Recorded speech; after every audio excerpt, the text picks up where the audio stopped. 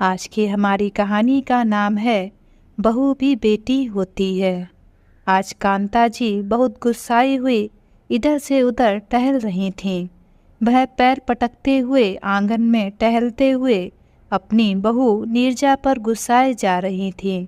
सुबह के 5 बज गए थे, लेकिन उनकी बहू नीरजा अभी तक सोकर नहीं उठी थी। कांता जी मन ही मन बड़बड़ाए जा रही थीं कि देखो, इन महारानी को शादी के 5 साल हो गए हैं इसको, लेकिन पता नहीं कब इसको अक्ल आएगी और कब ये अपनी सारी जिम्मेदारियां अच्छे से निभाएगी। जब देखो काम चोरी में लगी रहती है और फिर कांता जी पैर पटकते हुए चारपाई पर बैठ जाती हैं और जोर से चिल्लाते हुए अपनी बहू को आवाज़ लगाते हुए बोलती हैं, बहू बहू कहाँ मर गई, अभी तक सोकर नहीं जागी महारानी। जबकि कांता जी की बहू नीरजा अपनी सासू माँ के हर काम को अच्छे से करती थी, लेकिन पता नहीं क्यों कांता जी अपनी बहू के हर काम में कमियां ही निकालती रहती थीं। अगर नीरजा को कुछ भी काम करने में थोड़ी सी देर हो जाए तो समझ लो कांता जी उसकी आफत ही कर देती। गुस्से में कांता जी नीरजा की माँ तक को भला बुरा बोल देती हैं कि ना जाने अपनी बेटी को कुछ भी सिखाया ही नहीं, जाने कैसी माँ है इसकी, अपनी बेटी को बिल्कुल नाकारा बनाकर रख दिया है। कुछ भी इसकी माँ ने इसको काम धाम सिखाया ही नहीं, बस भेज दिया इसको हमारे घर शादी करके। अब झेलो इस महारानी को। ना जाने उस समय मेरी भी मत मारी गई थी, जो मैंने भी अपने लड़के के लिए इसको बहू के रूप में चुना। आज तो कांता जी का गुस्सा 7वें आसमान पर पहुंच गया था। हे भगवान, सुबह के 6 बजने को आए हैं, सूरज सर पर आ चुका है और ये महारानी अभी तक कमरे में सोई पड़ी हैं। अरे मुझे तो लग रहा है आज चाय भी नहीं मिलने वाली। लगता है आज मुझे ही चाय खुद ही बनाकर पीनी पड़ेगी। जाने कैसा जमाना आ गया है, बहू आराम फरमाए और मुझ बुढ़िया को काम करना पड़े। इस घर में तो मेरी कोई सुनता ही नहीं है। कांता जी की तेज तर्रार आवाज़ से उनकी बहू नीरजा अंदर तक हिल जाती है। वैसे तो नीरजा को उनके खरी खोटी बातें सुनने की आदत पड़ चुकी थी। तभी फिर से कांता जी की आवाज़ आती है, कहाँ मर गई बहू। तभी नीरजा अंदर से आवाज़ लगाती है, आती हूँ माँ जी, कब से पूजा करके बैठी हूँ, अभी तक चाय बनकर नहीं आई है, लाती हूँ माँ जी। तभी नीरजा 15 मिनट में चाय के साथ भजिया भी ले आती है। तो कांता जी बोलती हैं, तेल में तला हुआ खिलाकर क्या मारोगी मुझे? तुम तो बस यही चाहती हो कि मैं जल्दी से मर जाऊं और इस घर में तुम्हारा राज हो। कि कांता जी की बहू नीरजा की बेटी की तबीयत कल ठीक नहीं थी। इस कारण नीरजा को सोने में लेट हो गया और वह रात के लगभग 2 बजे सोई थी। यह सब कांता जी अच्छे से जानती थी, फिर भी उसको खरी खोटी सुनाए जा रही थी। तभी नीरजा भजिया उठाकर ले जाने लगी। तभी कांता जी बोलती हैं, अब क्या अकेले खाएगी जाकर? अब ला इधर, जब बना दी है तो रख दे और कोई भी चीज मुझसे बिना पूछे मत बनाया कर, समझी? नीरजा धीरे से बोलती है, ठीक है माँ जी। 2-4 दिन के बाद कांता जी ने अपने घर में बहुत बड़ी पूजा रखी थी। नीरजा सुबह 4 बजे उठ गई थी। उसने सबसे पहले नहाया, फिर पूजा के लिए फूल लाई और फिर उन फूलों से माला बनाई। रसोई घर को अच्छे से साफ किया, फिर पकवान और भोज बनाने लगी। उसने मोतीचूर के लड्डू, बर्फी, छोले की सब्जी, पनीर की सब्जी, पुलाव, रसगुल्ला, जाने क्या क्या बनाकर तैयार किया। सुबह के 10 बज गए। अब कांता जी भी नहा धोकर पूजा कर चुकी थीं। अब नीरजा पंडित जी के साथ भगवान के वस्त्र तैयार कर रही थी। आज उसके पति राजेंद्र ने भी ऑफिस से छुट्टी ले रखी थी। पंडित जी ने पूजा करना शुरू कर दी। कांता जी बैठी बैठी बहू से चिल्लाती, बहू ये नहीं है वो नहीं है। नीरजा बेचारी दौड़ी दौड़ी जाती और सब करती। उसकी 2 साल की छोटी बच्ची भी थी, वह भी उसे परेशान करती। लेकिन वह सब काम हंसकर ही करती। अब दोपहर के 1 बज गए। पंडित जी आरती की तैयारी कर रहे थे। पंडित जी ने सबको आरती के लिए बुलाया। नीरजा के हाथों में आरती की थाली दी। जैसे ही नीरजा ने आरती की थाली पकड़ी तो वह थाली नीरजा के हाथों से गिर पड़ी। शायद नीरजा जब पूजा के लिए दिए तैयार कर रही थी तो हो सकता है उसके हाथों में घी लगा रह गया होगा, जिसे वह पोंछना भूल गई, जिस कारण नीरजा के हाथ से थाली छूटकर नीचे गिर गई। यह देखकर वहाँ सारे लोग तरह तरह की बातें करने लगे। ना जाने कैसी बहू है कांता जी की, इसको तो कुछ भी नहीं आता, एक भी काम ठीक से नहीं कर सकती। कांता जी को तो एक बहाना ही मिल गया था। अरे मेरे तो कर्म ही फूट गए जो ऐसी बहू पाई है। कोई भी काम इससे ठीक से नहीं हो सकता है। आज नीरजा को बहुत रोना आ रहा था, लेकिन बेचारी सबके सामने रो भी नहीं सकती थी। जैसे तैसे उसने अपने आप को संभाला। लगभग 2 बजे अब सबको खाना परोसा जाने लगा। बहू नीरजा दौड़ दौड़ के खाना देती, फिर पानी देती सबको। करीब 50 से 60 लोग हो गए थे। इधर उसकी सहायता करने के लिए बस एक काम वाली ही थी। फिर भी नीरजा ने सारा काम बहुत अच्छे से किया। खाना परोसना शुरू किया, सबको खाना दे दिया गया। कांता जी ने खाने का जैसे ही पहला निवाला खाया तो बोली, तूने नमक ठीक नहीं डाला क्या? एक काम ठीक से नहीं होता। पता नहीं मेरे बाद इस घर को ये कैसे संभालेगी। अब आस पड़ोस वालों को तो आप जानते ही हैं, वो भी बस बहाना ढूंढते हैं। इसमें ये कमी है, उसमें वो कमी है, और पड़ोसियों ने भी अपनी कमियां निकालना शुरू कर दी। ऐसा खाना बनाया है, वैसा खाना बनाया है, जाने कहाँ से बहू ले आई कांता जी, ऐसी है वैसी है। आज नीरजा को बार बार रोना आ रहा था, लेकिन बेचारी चुपचाप सबकी बातें सहे जा रही थी। सब लोगों ने खाना खा लिया। अब बर्तन साफ करने में कामवाली के साथ लग गई, क्योंकि 50-60 लोगों का खाना बनाने में ही जाने कितने बर्तन फैल जाते हैं। बेचारी ने सारा काम किया। रात में जगराता का कार्यक्रम भी हुआ। सारी महिलाएं भक्ति गीत गाने में लगी थीं। तभी उन्हीं महिलाओं में एक महिला बोली, अरे नीरजा, तुम भी गीत गाओ, क्या भक्ति गीत भी नहीं आते तुमको? नीरजा बेचारी गीत गाने के लिए स्टेज पर चढ़ी। सास जोर से चिल्लाई, गाना गाने तो जा रही हो, अच्छा गाना गाना, कहीं मेरी नाक ना कटा देना, समझी? अगर नहीं आता है तो वापस आ जा। नीरजा चुपचाप स्टेज पर गई और गाना गाने लगी, लेकिन अब उसके गाने की तारीफ चारों तरफ हुई। पर कांता जी का तो मुंह ही फूल गया और मुंह फुलाकर बोलती है, इससे अच्छा तो मैं गाती थी जवानी में, तुझे तो कुछ भी नहीं आता, बड़ी आई गाना गाने वाली। बेचारी नीरजा को तो समझ में ही नहीं आ रहा था कि वह ऐसा क्या करे कि अपनी सासू माँ का दिल जीत सके। लेकिन कांता जी एक भी मौका ऐसा नहीं छोड़ती जिससे वह अपनी बहू को नीचा दिखा सके। एक दिन तो हद ही हो गई।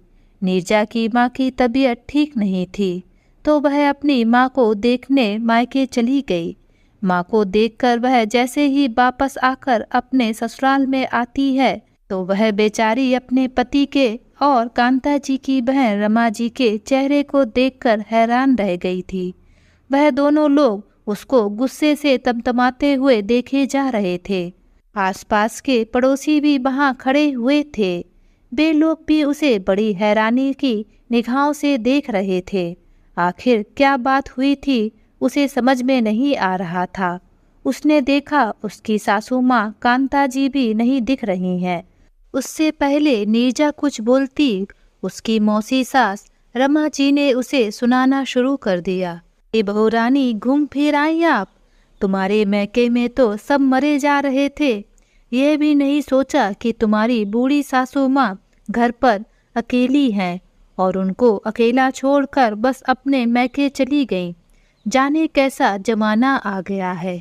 भगवान ऐसी बहुओं से तो ना बहुएं हो वो अच्छा। रमा जी गुस्से में बोले जा रही थीं। तभी नीरजा का पति राजेंद्र गुस्से से बोलता है, जब मैंने तुम्हें मना किया था मायके जाने के लिए तो तुम फिर भी मायके चली गईं। मेरी माँ की तबीयत से बढ़कर है क्या तुम्हारा मायका? अगर इतना ही शौक है तो वहीं रहो जाकर, यहाँ वापस लौटकर अपना मुंह दिखाने क्यों आई? राजेंद्र भी कांता जी से कम नहीं था। वह भी अपनी पत्नी को खरी खोटी सुनाता रहता था और अपनी माँ के कहने पर ही चलता था। तभी रमा जी बोलती हैं, अरे वो तो अच्छा हुआ राजेंद्र बेटा जो मैं अपनी बहन से मिलने आ गई, पर यहाँ तो आकर देखा कि मेरी प्यारी दीदी बेहोश पड़ी हैं। जैसे तैसे मैंने पड़ोसियों की मदद से तुम्हारा दरवाज़ा खुलवाया। तभी तो सभी सच बोलते हैं कि बहू भला कभी भी अपनी सास की सगी नहीं हो सकती। तभी राजेंद्र बोलता है, अगर आज मेरी मम्मी को कुछ भी हो जाता तो याद रखना मैं तुमको छोड़ता नहीं। नीरजा ने जैसे ही अपनी सासू माँ की ऐसी हालत सुनी तो वह दौड़ते हुए उनके कमरे में जाने लगी और राजेंद्र से पूछती है, जब मैं यहाँ से गई थी तो माँ जी बिल्कुल ठीक थीं। तो राजेंद्र बोलता है, लो अब तुम ऐसे बोल रही हो जैसे तुम्हें मेरी माँ की बहुत चिंता है। अब दूर रहो मेरी माँ से, बड़ी आई चिंता दिखाने वाली। और नीरजा का हाथ पकड़कर कांता जी के कमरे से बाहर निकलता हुआ बोला, तब तुम्हें याद नहीं आया कि मेरी मम्मी अकेली हैं? अरे वो राजेंद्र, मेरी माँ की तबीयत बहुत ज़्यादा खराब हो गई थी, इसीलिए मुझे अचानक से जाना पड़ा। तभी पड़ोस में रहने वाली कमला आंटी ने कहा, राजेंद्र बेटा बहू की बात आराम से सुन लो, बेचारी उसकी माँ भी बीमार थी, हो सकता है तेरी माँ ने ही बोला हो जाने के लिए। कमला जी कांता जी की पड़ोस की ही सहेली थी, उनके उनसे अच्छे संबंध थे। कमला जी की बात सुनकर राजेंद्र बोलता है, लेकिन आंटी आप देख तो रही है मेरी माँ की क्या हालत हो गई है, पैर पर प्लास्टर चढ़ गया है, सब इसकी वजह से हुआ है। अरे जब इसको मायके से इतना मोह था तो शादी ही क्यों की? राजेंद्र और नीरजा की शादी को 5 साल हो गए थे। नीरजा ने इन 5 सालों में अपनी तरफ से कभी भी कोई कमी नहीं छोड़ी थी, लेकिन उसका पति और सास उसे कभी भी चैन से सांस ना लेने देते। वो बेचारी सबका ध्यान रखती, लेकिन ना जाने क्यों उसके अंदर उन दोनों लोगों को हमेशा कमी ही नजर आती। आज तो उस बेचारी की कोई गलती भी नहीं थी, लेकिन उसको ही सब सुनाए जा रहे थे। असल में नीरजा की माँ काफ़ी दिनों से बीमार चल रही थी। नीरजा अपने पति और सासू माँ से बार बार मायके जाने को बोल रही थी, लेकिन राजेंद्र उससे बोलता कि जिस दिन मेरी छुट्टी होगी तब मैं घर पर रहूँगा, तब चली जाना। लेकिन आज नीरजा की माँ की तबीयत कुछ ज़्यादा ही खराब हो गई, तो वह कांता जी से बोली, माँ जी मेरी माँ की तबीयत बहुत ज़्यादा खराब हो गई है।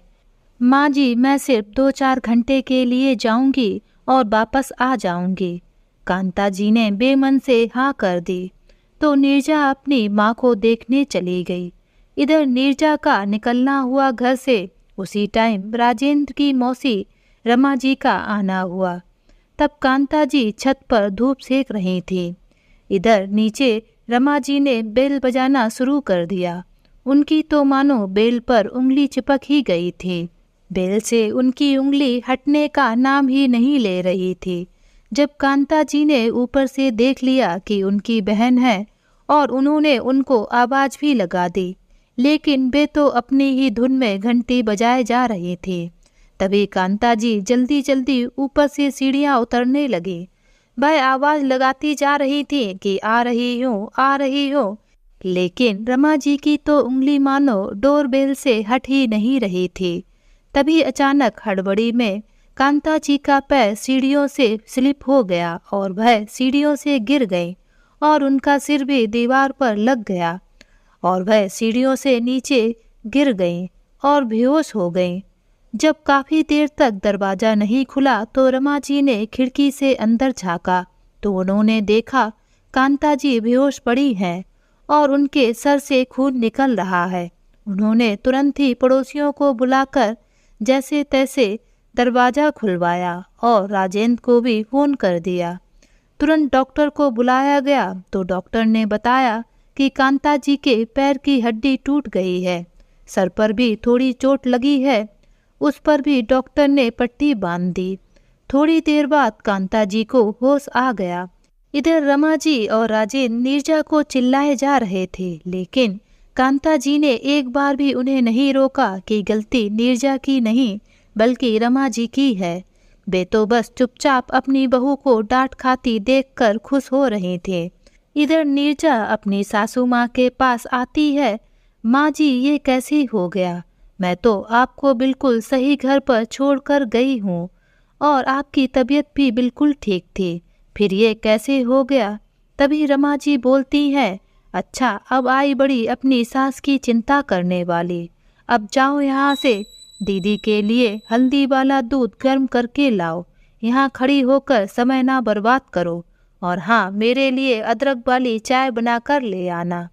नीरजा बेचारी, जिसकी कोई गलती तक नहीं थी, फिर भी वह बेचारी बिना कसूर के सुने जा रही थी। रसोई घर में जाकर नीरजा आंसू बहाए जा रही थी। नीरजा अपने मैके से काफ़ी गरीब थी। उसका भाई था जो अभी पढ़ाई ही कर रहा था। नीरजा के पिताजी ने जैसे तैसे नीरजा की शादी की थी। नीरजा की शादी के 1 साल बाद ही उसके पिता का निधन हो गया, इसलिए उसको ना चाहते हुए भी अपने ससुराल में सबकी बातें सुनना पड़ता था, क्योंकि माँ की तबीयत भी ठीक नहीं रहती थी। इसलिए वह चुपचाप किसी भी बात का विरोध अपने ससुराल में ना करती। लेकिन थी वो भी एक इंसान ही, उसकी भी झेलने की क्षमता थी। वह सभी लोगों का पूरे मन से ख्याल रखती, लेकिन कोई भी उससे खुश रहने की बात तो दूर, उसे भी खुश ना रहने देता।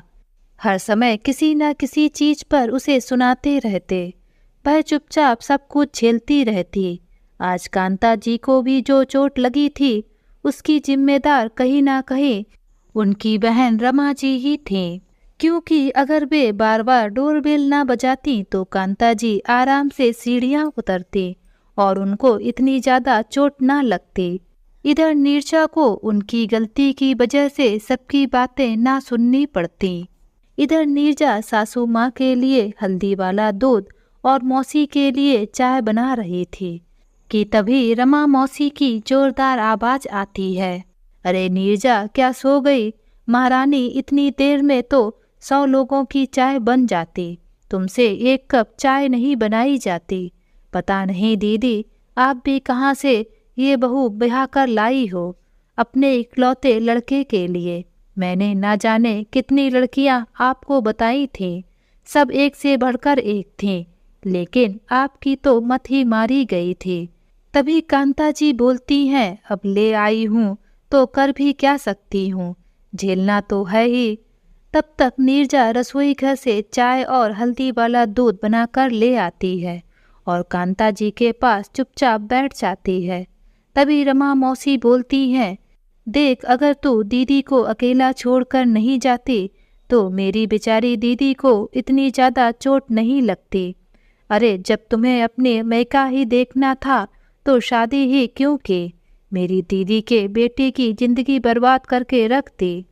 नीरजा को तो यह समझ में नहीं आ रहा था कि रमा मौसी की बहू तो रमा मौसी की एक बात भी नहीं सुनती है।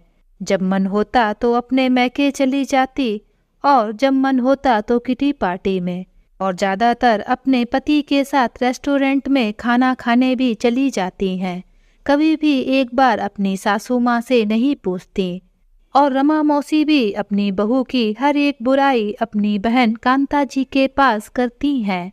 मैंने तो कभी भी सासू माँ से बिना पूछे 1 कप चाय नहीं पी, फिर भी यह लोग मुझे ही सुनाए जा रहे हैं, जबकि मेरी कोई गलती भी नहीं है। रमा जी नीरजा को सुनाए जा रहे थे और नीरजा की आंखों में आंसू बहे जा रहे थे। इधर कांता जी अब अच्छे से होश में आ चुकी थीं, लेकिन रमा जी को बिल्कुल भी अपनी बहू को सुनाने के लिए मना नहीं कर रही थीं। रमा जी उनकी बहू को उल्टा सीधा बोले जा रही थीं। जबकि उस बेचारी ने कोई गलती भी नहीं की थी। पर उन्हें तो अपनी बहू से कोई प्रेम ही नहीं था, उल्टा वो भी उससे मुंह फुलाए बैठी थी। नीरजा माजी माजी बोले जा रही थी, लेकिन वह तो उसके लिए एक शब्द भी नहीं बोल रही थी। धीरे धीरे समय कटने लगा। नीरजा ने सबकी बातें सुनने के बावजूद अपनी सासू माँ की दिल से सेवा की। उनको समय पर दवा देना, खाने का ख्याल रखना, उनके पैर हाथ में मालिश करना, सब काम एकदम सही टाइम पर किए। कांता जी को उसकी सेवा नजर नहीं आई। वह तो ना तो उससे सीधे मुंह बात करती और ना ही अपनी बहन रमा जी को उसको कुछ बोलने से रोकती। उसका पति तो और ज्यादा सुनाने में आ गए। राजेंद्र अपनी पत्नी नीरजा से बोलता है, यह सब तुम्हारी बात ना मानने का ही नतीजा है। अगर मेरी माँ को अब जरा सी भी तकलीफ हुई तो मुझसे बुरा कोई नहीं होगा, समझी। अब नीरजा अपना दुखड़ा किससे रोए। ना तो वह यह बातें अपनी माँ या भाई को बता सकती और ना ही किसी को ससुराल में। वह दिन पर दिन अंदर ही अंदर घुटती रहती। 1 महीने बाद कांता जी का पैर एकदम ठीक हो गया और वह आराम से चलने फिरने लगे। तभी उनकी बहन रमा जी फिर से उनके घर आती हैं और कांता जी से बोलती हैं, दीदी सुमन की शादी पक्की हो गई है, तो उसकी रुकाई के लिए कुछ सामान खरीदना है। सुमन रमा जी की बेटी है।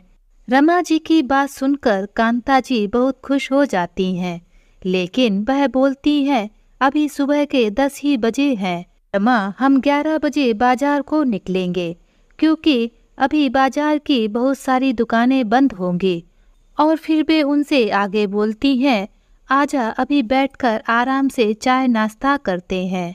नीरजा ने जल्दी से कांता जी के लिए और रमा जी के लिए नाश्ता तैयार किया और उनको दिया। नाश्ता खाकर वे लोग बाजार के लिए निकल गए। इधर नीरजा को हल्का सा बुखार था, तब भी वह काम में लगी थी। उससे किसी ने भी एक बार नहीं कहा कि तुम आराम कर लो, काम छोड़ दो। उसने जैसे तैसे दोपहर का खाना बनाकर तैयार किया और उसने घड़ी में देखा तो 4 बज चुके थे। उसे बहुत तेज से भूख लगी थी, लेकिन इतनी देर होने के बाद भी कांता जी बाजार से नहीं लौटी और ना ही उन्होंने फोन किया कि वे देर से आएंगी और बहू तुम खाना खा लेना, क्योंकि अगर नीरजा अपनी सासू माँ के बिना खाना खा लेती तो पहाड़ ही टूट पड़ता। लेकिन आज तो शाम के 4 बज चुके थे। नीरजा से बुखार के कारण बैठा भी नहीं जा रहा था और खाली पेट वह दवा भी नहीं खा सकती थी। तो उसको देखते देखते 4:30 बज गया। उसने अपनी सासू माँ को 2-3 बार फोन भी मिलाया, लेकिन वह उसका फोन जानबूझकर नहीं उठा रही थी, क्योंकि कांता जी अपनी बहू को एक भी मौका परेशान करने का नहीं छोड़ती थी। जब 4:30 से ज़्यादा हो गया और सासू माँ फोन भी नहीं उठा रही थी, तो नीरजा ने एक प्लेट में अपने लिए थोड़ा सा खाना ले लिया और बैठकर खाने ही चली थी कि तभी अचानक से उसकी सासू माँ और मौसी सास अंदर आ जाती हैं। नीरजा उन दोनों लोगों को देखकर एकदम सकपका सी जाती है। कांता जी ने जैसे ही नीरजा के हाथ में खाने की थाली देखी, उनका तो गुस्सा 7वें आसमान पर पहुंच गया। अरे महारानी, दिन भर खाने के अलावा तुम्हें कुछ दिखाई नहीं पड़ता? तुम्हारी सास ने सुबह से कुछ नहीं खाया और तुम महारानियों की तरह घर में पड़ी पड़ी आराम फरमा रही थी, तब भी भूख के मारे मरी जा रही थी। तभी नीरजा बोलती है, माँ जी, मैंने तो आपको 2-3 बार फोन मिलाया, लेकिन आप तो फोन ही नहीं उठा रही थी और मुझे माँ जी दवा भी खानी थी। बुखार के कारण मुझसे बैठा नहीं जा रहा था, इसलिए थोड़ा सा खाना लेकर खाने बैठी ही हूँ। माँ जी, मौसी जी, आप बैठिए, मैं आपके लिए खाना लगाती हूँ। बस महारानी, बहाना करना तो कोई तुमसे सीखे। और तेज कदमों से जैसे ही कांता जी नीरजा के हाथों से खाने की थाली छीनकर खाने की मेज पर पटकने वाली ही होती हैं, तभी अचानक से बाहर का गेट खुलने की आवाज आती है भड़ाक की आवाज़ सुनकर सभी चौंक जाते हैं और रंजना तेज कदमों से गुस्से से लाल आंखें किए अंदर प्रवेश करती है और चिल्लाते हुए, मम्मी मम्मी कहाँ हैं आप? रंजना कांता जी की बड़ी बेटी है और राजेंद्र की बड़ी बहन। रंजना को इस तरह परेशान और गुस्सा देखकर कांता जी एकदम से हड़बड़ा जाती हैं और बोलती हैं, क्या हुआ मेरी बच्ची, तुम अचानक यहाँ कैसे? और तुमने आने की कोई सूचना भी नहीं दी। साथ ही तुम इतनी परेशान क्यों हो मेरी बच्ची? मेरा तो दिल बैठा ही जा रहा है। तभी रंजना बोलती है, मम्मी अब मैं उस घर में बिल्कुल भी नहीं रह सकती। पता नहीं आपने कैसे परिवार में मेरी शादी कर दी। कांता जी बोलती हैं, अरे तो क्या हो गया रंजना, मुझसे यूँ पहेलियाँ ना बुझाया कर। तुझे पता है ना कि मैं तुझे बिल्कुल भी परेशान नहीं देख सकती। कांता जी हड़बड़ाकर अपनी बहू की थाली से ध्यान हटाकर अपनी बेटी रंजना के पास आकर खड़ी हो जाती हैं और प्यार से हाथ पकड़कर पास पड़े सोफे पर बैठाती हैं और अपने प्यार भरे हाथों से उसके सर पर हाथ रखती हैं और प्यार से पूछती हैं, बेटा लेकिन ऐसा क्या हुआ है जो तुम इतना गुस्सा कर रही हो? तभी रंजना बोलती है, क्या माँ आपने मेरी किस जगह शादी कर दी है? वहाँ मेरी सास ने तो मेरा जीना ही दुश्वार कर रखा है।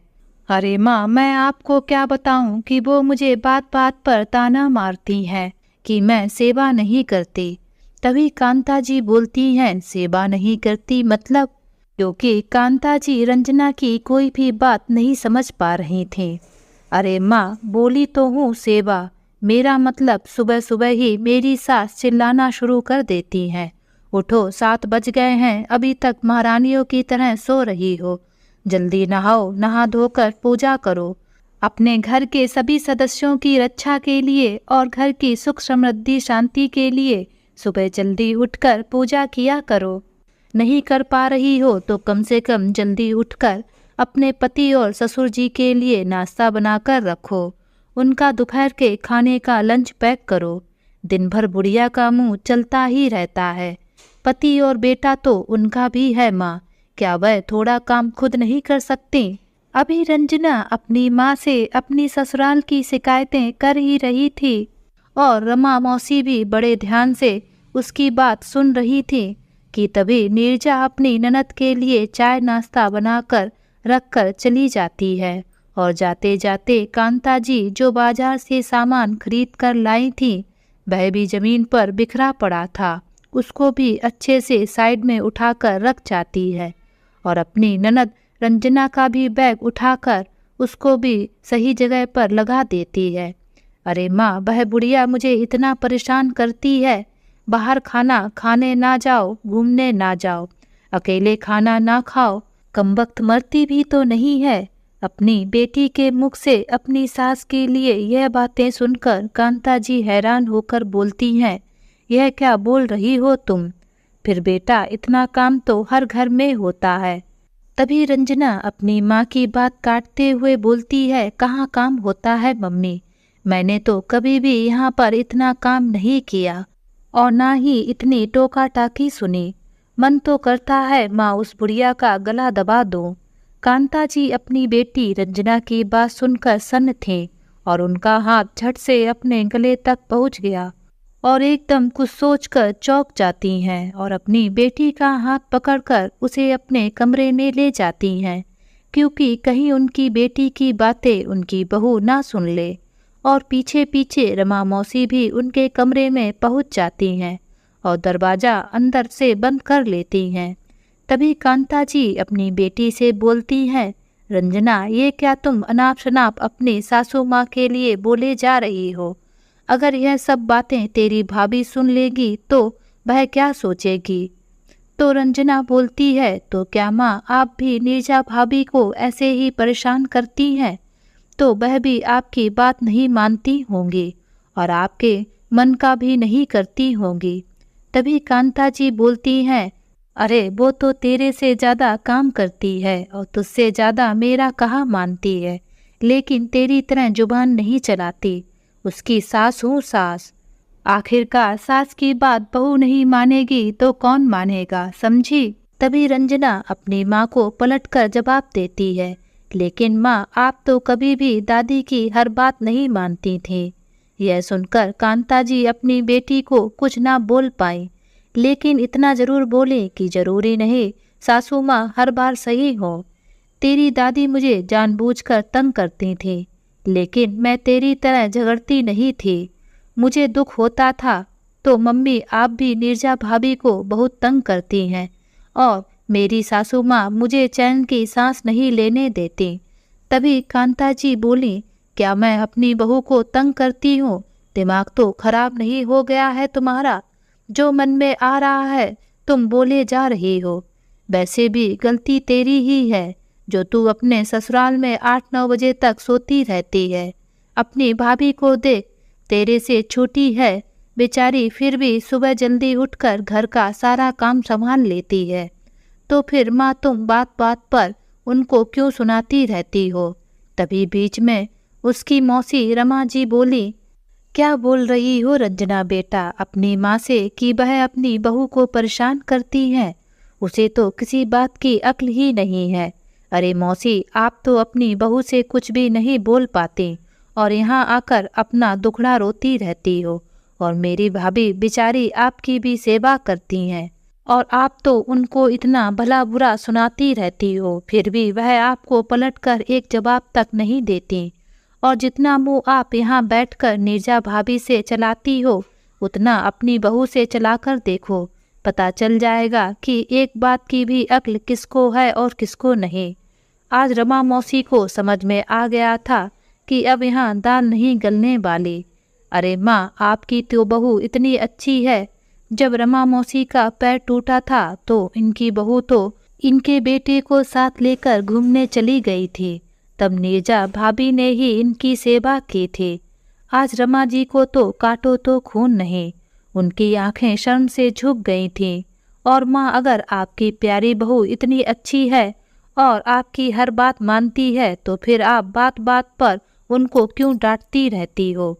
मम्मी, जब आप बहू थी तो आपको दादी की हर बात बुरी लगती थी, और आज देखिए खुद सास बनने के बाद दादी जैसा ही बर्ताव करने लगी हो और आप मेरी सास का पक्ष ले रही हो। और मम्मी, आपको तो अपनी बेटी में ही गलती नजर आ रही है। तो ठीक है मम्मी, नहीं रहूंगी यहाँ पर, और गुस्से से पैर पटकते हुए अपने ससुराल चल देती है। यहाँ से भला ससुराल ही सही। रंजना आंधी की तरह अपने मैके में आई और तूफान की तरह निकल गई। आज कांता जी कुछ सोच में डूब गई और रमा जी भी अपनी बहन के कंधे पर हाथ रखकर अपने आंसू पोंछते हुए वहां से चली जाती हैं। कुछ दिन तक कांता जी के मन में हलचल सी मची रही। वे अब थोड़ा शांत रहने लगे। नीरजा को भी अपनी सासू माँ के व्यवहार में कुछ अंतर दिख रहा था। फिर 2 दिन के बाद नीरजा की बेटी का जन्मदिन था, तो कांता जी ने अपनी पोती के जन्मदिन पर एक बड़ी सी पार्टी और माता रानी का जगराता भी रखा। जन्मदिन के दिन नीरजा सुबह से ही घर के कामों में लग गई। पूरे घर की साफ सफाई, खाने की तैयारी और रात में जगराता के लिए भी उसने कुछ तैयारी करके रख ली। सभी लोगों का घर में आना शुरू हो गया। शाम को पार्टी रखी गई, सारे रिश्तेदार और पड़ोसी आ गए थे। आज राजेंद्र ने भी अपने ऑफिस के 8-10 दोस्तों को बुलाया था। केक काटा गया, डांस हुआ, नाश्ता किया गया, सभी लोग खुश थे। आज नीरजा भी अपनी सासू माँ को शांत देखकर हैरान थी। जो सासू माँ उसके हर एक काम में कमी निकालती रहती थी, वो ऐसे शांत कैसे रह सकती थी? लेकिन फिर अपने मन में कुछ सोचकर वह भी चुप हो जाती है। जन्मदिन का सारा कार्यक्रम अच्छे से संपन्न हो गया। फिर नीरजा रात के जगराते के कार्यक्रम की तैयारी में लग गई। साथ ही रात के खाने को भी खिलाया जा रहा था।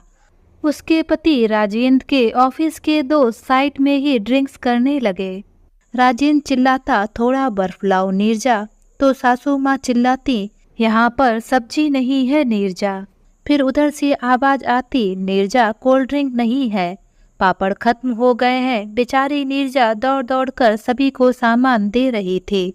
इधर से उधर करते हुए आखिरकार उसकी पति की शराब की बोतल उसके हाथ से गिर पड़ी उसके एक दोस्त पर।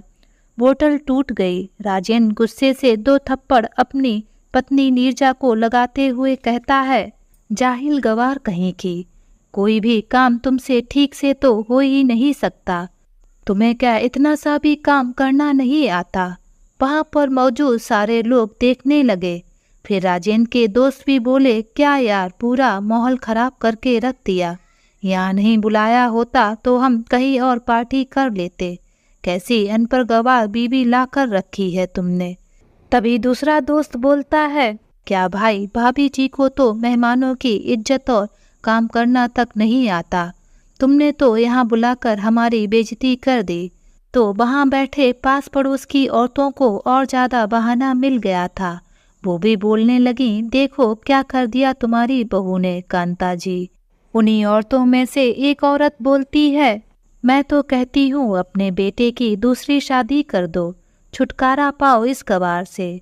तभी कांता जी उठी और अपने बेटे के पास जाकर उसे एक जोरदार थप्पड़ मारा और कहा, अरे नालायक, तेरी हिम्मत कैसे हुई मेरी बहू पर हाथ उठाने की? तेरी तो आज मैं टांगे ही तोड़ दूंगी। आज राजेंद्र कांता जी का यह रूप देखकर दंग था। उनके बेटे के दोस्त कुछ कहने ही वाले थे कि उनकी ओर घूरते हुए देखकर कांता जी बोली, कहा ना, चुप, बिल्कुल चुप। यहाँ दारू पीने आए हो, जबकि सबको पता है कि आज माता का जगराता है, माता रानी की पूजा है और तुम्हें पार्टी करनी है। कैसे संस्कार दिए हैं तुम लोगों के माता पिता ने, और मेरी बहू को गवार बोल रहे थे। अरे गवार तो तुम लोग हो, समझे? सभी की नजरें शर्म से झुक गईं।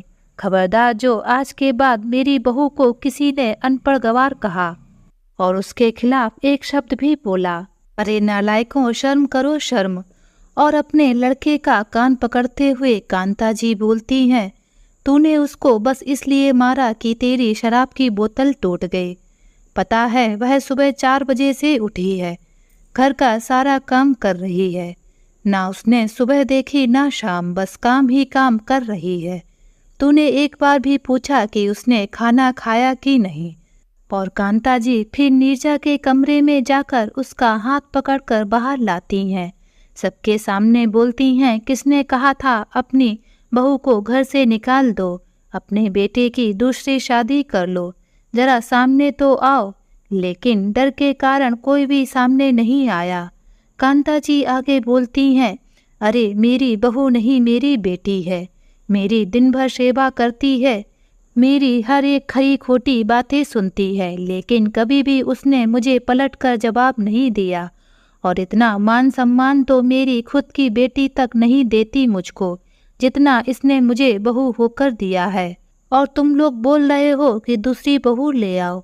याद है ना सरला की माँ, जब तुम्हारी बहू लड़कर चली गई थी तो तुम दोनों बुजुर्गों के लिए मेरी बहू ने ही खाना दिया था, और तुम ही उसे बात बात पर जाहिल गवार बोल रही हो।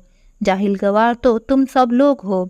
और खबरदार, जो मेरी बहू के खिलाफ एक शब्द भी बोला, मुझसे बुरा कोई नहीं होगा, क्योंकि मेरी बहू नहीं ये बेटी है। नीरजा बेचारी फिर से सिसकियां लेती हुई कमरे में चली गई। कांता जी अपनी बहू के लिए एक प्लेट में खाना लाई और बहू के कमरे में खुद लेकर गईं। अपनी सासू माँ को कमरे में देखा तो नीरजा ने कहा, अरे माँ, आप क्या कर रही हैं, मैं खुद ले आती। तभी कांता जी ने बड़े प्यार से ताना मारते हुए कहा, डर मत, इसमें जहर नहीं मिलाया है, मार नहीं डालूंगी तुझको। तुमको नई सास की जरूरत होगी, पर मुझे अभी भी तेरी जैसी प्यारी बहू चाहिए। आज पहली बार नीरजा अपनी सासू माँ का यह रूप देखकर दंग थी। तभी कमरे के अंदर राजेंद्र भी आता है और नीरजा से हाथ जोड़कर माफ़ी मांगता है और बोलता है, नीरजा, मुझे माफ़ कर दो, मुझसे आज बहुत बड़ी गलती हो गई। तभी नीरजा बोलती है, अरे कोई बात नहीं, आपको अपनी गलती का एहसास हो गया, इससे बड़ी क्या बात। और रोने लगती है। कांता जी ने अपनी रोती हुई बहू को गले से लगा लिया और खुद भी रो पड़ी और रोते हुए बोलती हैं, चल खाना खा ले। फिर मजाक करते हुए बोलने लगती हैं, और फिर मेरे पैर दबाने चली आना। सुबह से बैठे बैठे थक गई हूँ। और ये ख्याल मन में मत लाना कि सासू माँ बार बार मुझसे पैर दबाने को बोलती हैं। किसी दिन मैं इनका गला ही दबा दूंगी। और रोते हुए भी हंसते हुए बोलती हैं, क्योंकि कभी मैं अपनी सासू माँ के लिए यही सोचती थी। उनकी बातें सुनकर राजेंद्र और नीरजा जोर से हंसने लगते हैं। आज नीरजा की जिंदगी में पहली बार खुशियों ने दस्तक दी थी। आज उसके पैर जमीन पर नहीं रख रहे थे। रात में सभी सो जाते हैं। तभी सुबह सुबह नीरजा की फ़ोन की घंटी बजती है। नीरजा फ़ोन उठाती है तो उधर से उसकी ननद रंजना का फ़ोन था। हेलो भाभी। अरे रंजना दीदी, आप कैसी हैं दीदी, और अचानक आपने फ़ोन कैसे किया? सब ठीक है ना दीदी? और आप अचानक उस दिन आई और आप रुकी भी नहीं। आप ठीक तो हो दीदी? अरे भाभी, आप बिल्कुल भी चिंता ना करें, मैं बिल्कुल ठीक हूँ। पहले आप ये बताइए मम्मी कैसी हैं? पता नहीं दीदी, आप उस दिन आई थी और फिर आप अचानक चली गईं। तब से मम्मी जी कुछ उदास और शांत सी हैं, शायद आपके चले जाने से। तब रंजना बोलती है, अरे भाभी, मेरे पूछने का मतलब था कि आपके साथ मम्मी का व्यवहार कैसा है? पता नहीं दीदी, आप जब से गई हैं तब से मम्मी का व्यवहार मेरे प्रति एकदम बदल गया है। वह मुझे बेटी की तरह प्यार करने लगी हैं।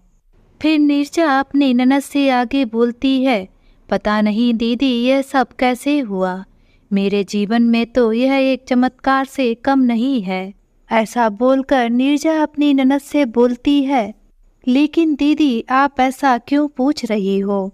तभी रंजना ने अपनी भाभी को उस दिन की सारी बात बताई। और फिर रंजना आगे बोलती है, मम्मी आपके साथ हमेशा जाती करती रहती थीं, और अब तो उनका व्यवहार आपके प्रति और भी ज़्यादा बदतर होता जा रहा था। अपनी ननद की बात सुनकर नीरजा बीच में बोलती है, पर दीदी आपको यह सब कैसे पता चला? तब रंजना बोलती है कि एक दिन मुझे अपने पड़ोस में रहने वाली कमला आंटी का फ़ोन आया था, और कमला आंटी ने ही बातों बातों में मुझे आपके ऊपर होने वाले अत्याचार के बारे में भी बताया। तो फिर भाभी मुझे और कोई तरीका नहीं सूझा अपनी मम्मी को उनकी गलती का एहसास कराने का। हे भगवान, मुझे माफ़ कर देना, मेरी तीखी बातों से मेरी मम्मी को बहुत दुख पहुंचा होगा। फिर रंजना आगे बोलती है, वैसे मैं मना लूँगी, आखिरकार माँ है मेरी, दिल की बुरी नहीं है। नीरजा अपनी ननद की बातें सुनकर एकदम दंग रह जाती है और उनको तहे दिल से शुक्रिया अदा करती है। इसीलिए कहा जाता है कि एक औरत ही औरत का दर्द समझ सकती है, जैसा कि नीरजा की ननद ने अपनी भाभी का दर्द समझा और उनकी सहायता की। तो दोस्तों, आज की ये कहानी आप सभी लोगों को कैसी लगी नीचे कमेंट बॉक्स में लिखकर हमें ज़रूर बताएं। अगर ये कहानी आप सभी लोगों को अच्छी लगे तो प्लीज़ इस वीडियो को लाइक और शेयर ज़रूर करें और मेरे चैनल को सब्सक्राइब करना ना भूलें। तो फिर मिलते हैं एक नई कहानी के साथ।